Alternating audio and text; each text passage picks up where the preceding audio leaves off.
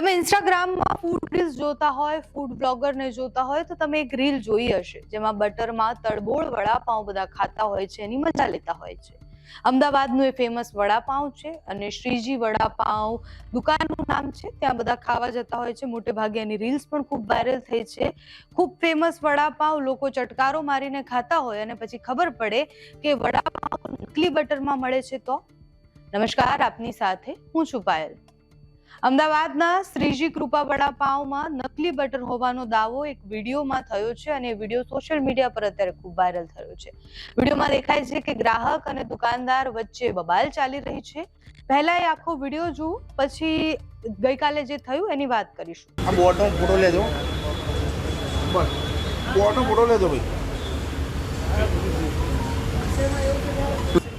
दुकान का ले लो अभी, दुकान नो ले लो, दुकान नो लो, बोर्ड नो लो, हमारा वीडियो मत लो.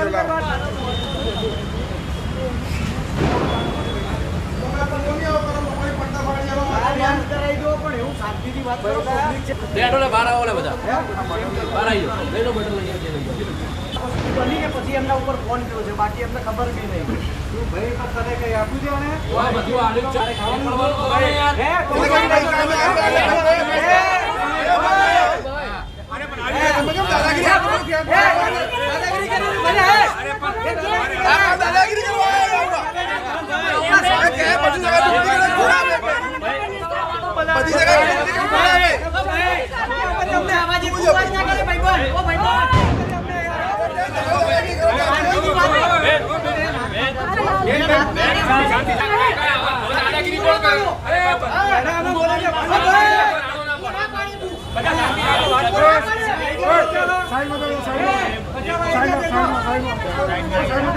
વાયરલ વિડીયોમાં દેખાય છે કે ગ્રાહક અને દુકાનદાર વચ્ચે નકલી બટરને લઈને બબાલ થાય છે. દુકાનદારને સવાલ પૂછવામાં આવે છે તો દુકાનદાર એવું કહે છે કે તમે જે પણ ખાઓ છો બધું નકલી જ છે, તમે નકલી બટર જ ખાતા હોવ છો.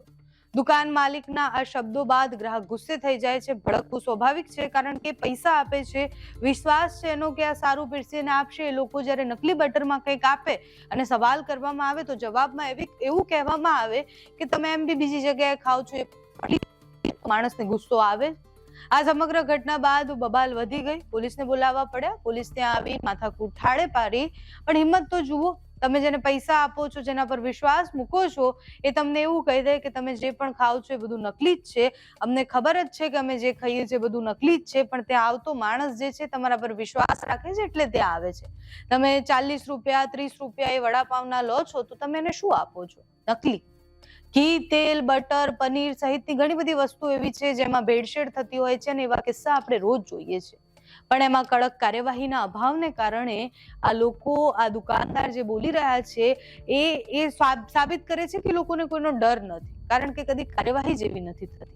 અમે દિવાળી વખતે પણ ગયા હતા અલગ અલગ દુકાનોમાં જ્યાં ફરસાણ બનતું હોય, મોટા મોટા નામ હોય, પણ જે રીતનું એ લોકો તેલ વાપરતા હતા એ રિપોર્ટ તમે બધાએ જોયો હશે.